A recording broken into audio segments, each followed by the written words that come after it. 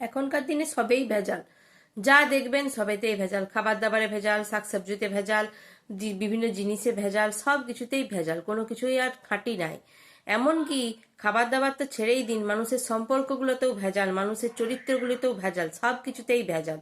আবার বিষেও ভেজাল, মানে বিষগুলোও ভালো নয়। মশা মারার যে লিকুইডগুলো জ্বালিয়ে রাখি, দেখি মশাগুলো বেশি ওর আশেপাশে চারদিকে ঘুরঘুর ঘুরঘুর করে, ওগুলো ওদের সেন্টের গন্ধের মতো লাগে। ওগুলো তো সব ভেজাল হয়ে গেছে, এখন আর মশা মরেও না, তাড়ায়ও না, পাড়ায়ও না মশা। আবার ইঁদুর মারতে বিষ রেখেছি সেদিন, ও বাবা 4-5টা ইঁদুর মিলে এসে দেখছি সুন্দর কেকের মতো খাচ্ছে। ওগুলো খেয়ে মরে তো নাই, মনে হয় টেস্ট লেগেছে, আরো 5টা ইঁদুরকে ডেকে নিয়ে এসে খাচ্ছে, সবাই একসঙ্গে পার্টি করছে। সবেতেই ভেজাল, মানুষের খাবার বিষের মধ্যেও ভেজাল। কেউ যদি মনের দুঃখে ভাবে বিষ খেয়ে মরে যাব, ও বাবা সবের তাতেও ভেজাল।